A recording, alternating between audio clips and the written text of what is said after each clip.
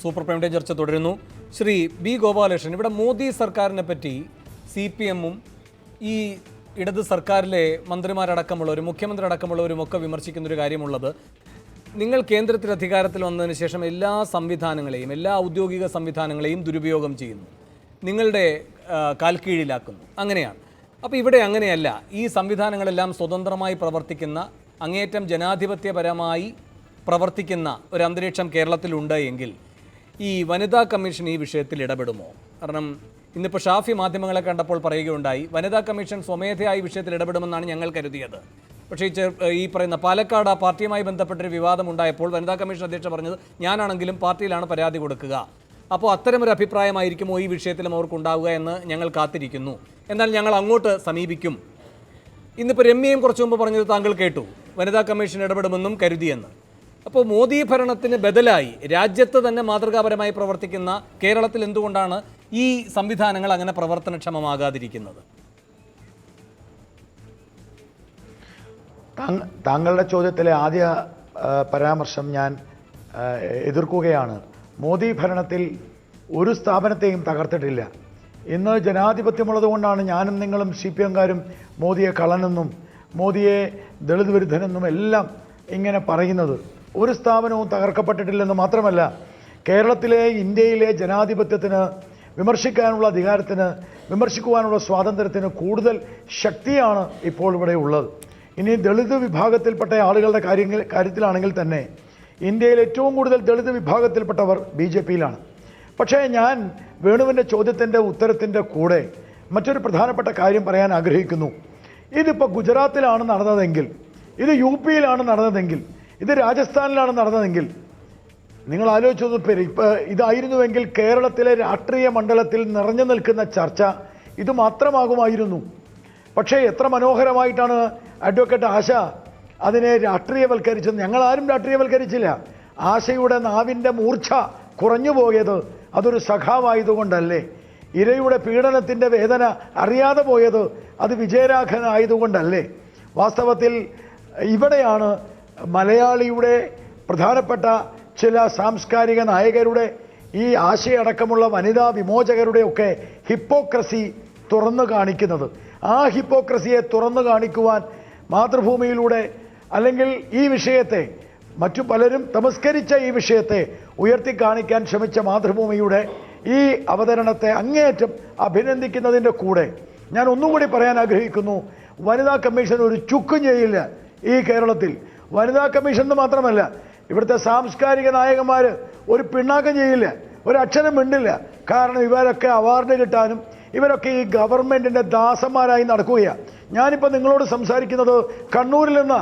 ഇവിടുത്തെ ശ്രീമതി ടീച്ചറുണ്ടല്ലോ, കണ്ണൂരിലെ MP ആയിട്ട് മത്സരിക്കുന്ന ശ്രീമതി ടീച്ചർക്ക് ഈ LDF കൺവീനറുടെ ഈ അഭിപ്രായത്തിൻ്റെ നിലപാടെന്താ, അതിനെക്കുറിച്ച് അവരുടെ അഭിപ്രായം എന്താ എന്ന് ചോദിക്കുവാൻ ഞാൻ ഈ സമയം വിനിയോഗിക്കുകയാണ്. കേരളത്തിലെ ഏതെങ്കിലും ഒരു വനിത CPM സ്ഥാനാർത്ഥികൾ ഈ വിഷയത്തിൽ പ്രതികരിക്കുമോ? പ്രതികരിക്കില്ല, മിണ്ടില്ല. കാരണം അവർക്കെല്ലാം ലക്ഷ്യം രാഷ്ട്രീയമാണ്. ഇത്തരം വിഷയത്തിൽ രാഷ്ട്രീയം പാടില്ല എന്ന അഭിപ്രായക്കാരനാണ് ഞാൻ. അത് ആര് പറഞ്ഞാലും തെറ്റെന്ന് പറയണം. ഇനി തെറ്റ് തന്നെ സ്വയം കണ്ടെത്തിയാൽ അത് തിരുത്തണം. നേരത്തെ ശ്രീധരൻപിള്ള സാറ് ഒരു വാക്ക് പറഞ്ഞു, അതിനെ ചോദിച്ചപ്പം അദ്ദേഹം തിരുത്തിയില്ലേ? അതേപോലെ തിരുത്താൻ തയ്യാറാവണം. തിരുത്താതെ ബിജുവിനെ പോലെയുള്ള ആളുകൾ അതിനെ തലോടി സംസാരിക്കുന്നതാണ് ഏറ്റവും കൂടുതൽ വ്യക്തിഹത്യയും സാഡിസവും. അതാണ് ജനാധിപത്യ വിരുദ്ധവും സ്ത്രീ വിരുദ്ധവും. ഇതിനകത്ത് ഞാൻ നിയമത്തിൻ്റെ മെറ്റീരിയൽ ഉണ്ടോ എന്ന് നോക്കി എന്നാണ് അഡ്വക്കേറ്റ് ആശ പറയുന്നത്. ഞാൻ പറയുന്നു, മെറ്റീരിയൽ അല്ല നോക്കേണ്ടത്, ഇൻറ്റൻഷനാണ് നോക്കേണ്ടത്. ലൈംഗിക ബന്ധവുമായി ബന്ധപ്പെട്ട്, ലൈംഗിക അശ്ലീലവുമായി ബന്ധപ്പെട്ട ഒരു വിഷയത്തിൽ കേരളത്തിൽ ഏറെ തെളിവില്ലെങ്കിൽ പോലും പ്രചരിപ്പിക്കപ്പെട്ടതാണ് കുഞ്ഞാലിക്കുട്ടിയുടെ പേര്. എന്നിട്ട് ആ പേര് വെച്ചിട്ട് ഇനി എന്താണ് ആ കുട്ടിക്ക് സംഭവിക്കുക എന്ന് പറയുന്നത് വർഗീയതയാന്ന് പറഞ്ഞാൽ അതിനേക്കാൾ കഷ്ടം മറ്റൊന്നുമില്ല. ആ ഹിപ്പോക്രസി ഈ നാട്ടിലെ ജനങ്ങൾ അറിയണം. അതിനൊരവസരം കിട്ടിയത് നന്നായി എന്ന് പറയുവാൻ ഞാൻ ആഗ്രഹിക്കുകയാണ്. ശരി, നന്ദി ശ്രീ ഗോപാലകൃഷ്ണൻ. പ്രതികരിച്ച് അങ്ങേക്ക് തീവണ്ടി പിടിക്കേണ്ടതുകൊണ്ട് അങ്ങേക്ക് ഇറങ്ങാം. ശ്രീമതി KP മറിയുമ്മ, ഇവിടെ ഇടത് സർക്കാർ ഇങ്ങനെ പറയുമ്പോൾ, അല്ലെങ്കിൽ CPM ഇങ്ങനെ പറയുമ്പോൾ അവർക്കത് സാധൂകരിക്കാൻ കഴിയുന്ന ഒരു വലിയ കാര്യമുണ്ട്.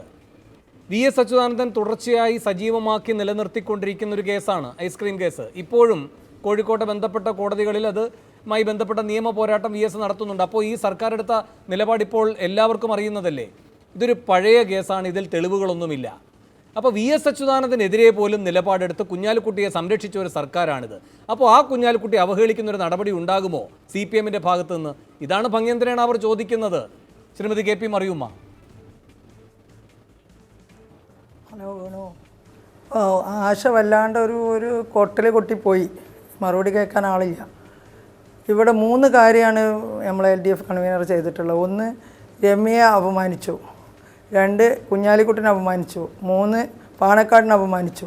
പാണക്കാട് എന്ന് പറയുന്ന തറവാട് ജാതി മത ഭേദമന്യേ സങ്കടങ്ങൾക്കും സ്നേഹത്തിനും വേണ്ടി ഓടി വരുന്ന ഒരു കേന്ദ്രമാണ്. നിങ്ങൾക്കറിയാലോ, മുനവറയിൽ തങ്ങൾ 30 ലക്ഷം രൂപ സമാഹരിച്ച് കൊടുത്തിട്ട് തമിഴ്നാട്ടിൽ കിടക്കുന്ന ഒരു ഹൈന്ദവ സഹോദരനെ കൊലക്കാരിൽ നിന്ന് രക്ഷിച്ച കഥ നിങ്ങളറിയില്ലേ? അതുപോലെ ചെയ്യുന്ന ഒരുപാട് നല്ല കാര്യങ്ങൾ ചെയ്യുന്ന ഒരു കേന്ദ്രമായതുകൊണ്ട് എല്ലാവരും അവിടെ എത്തുന്നുണ്ട്. അതുപോലെ സ്ഥാനാർത്ഥികൾ UDF എന്ന നിലയ്ക്ക് എല്ലാ നേതാക്കന്മാരെയും കാണുന്നതിൻ്റെ ഭാഗമായി പാണക്കാട് എത്തുന്നുണ്ട്. ആ പാണക്കാടിനെ പരിഹസിച്ചു വളരെ മോശമായി ചിത്രീകരിക്കുന്ന രീതിയിലുള്ള പരിഹാസ രൂപത്തിലാണ് ബോഡി ലാംഗ്വേജ് നമ്മളെ കൺവീനർക്ക് കണ്ട. ഒരു കൺവീനറാണല്ലോ, LDF-നെ മൊത്തം നിയന്ത്രിക്കുന്ന ഒരു കോർഡിനേറ്ററാണ്.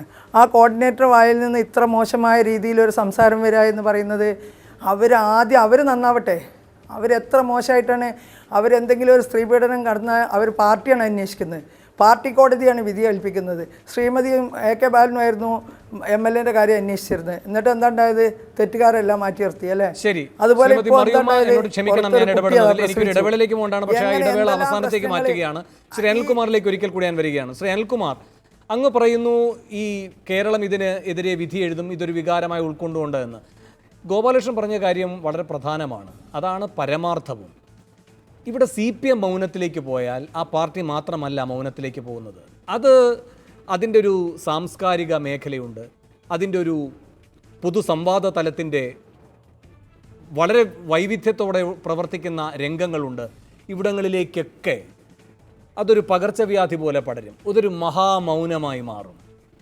അതുകൊണ്ടാണ് ഈ സാംസ്കാരിക കേരളത്തെ പറ്റിയൊക്കെയുള്ള ഗോപാലകൃഷ്ണൻ അടക്കമുള്ള കാരശ്ശേരി മാഷിൽ തുടങ്ങി ഇപ്പോൾ കേരളം ചർച്ച ചെയ്യുന്ന ഒരു വലിയ മൗനവും പ്രസക്തമാകുന്നത്. അതുകൊണ്ട് അങ്ങ് കരുതുന്നുണ്ടോ ഇതൊക്കെ ഒരു വികാരമായി, ഒരു ഐക്യപ്പെടലായി, ജനവിധിയെ സ്വാധീനിക്കുന്ന ചാലകശക്തിയായൊക്കെ കേരളത്തിൽ മാറും എന്ന്?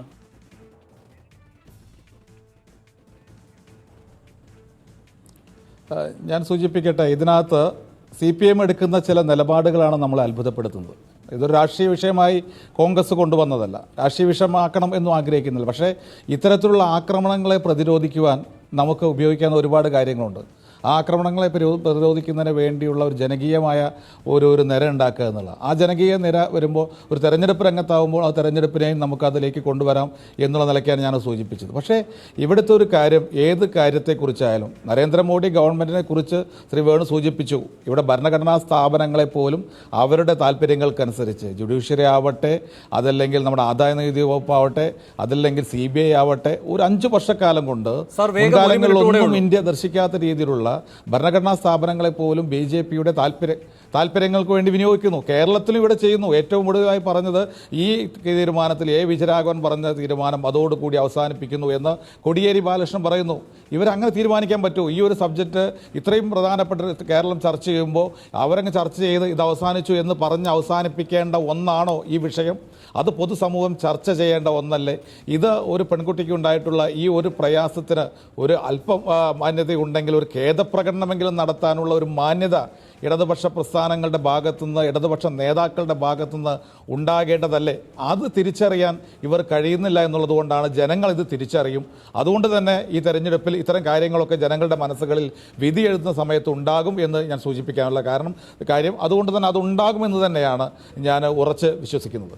ശരി, വളരെയധികം നന്ദി. ഈ ചർച്ചയിൽ പങ്കെടുത്ത എല്ലാവർക്കും സൂപ്പർ പ്രൈം ടൈം അവസാനിക്കും.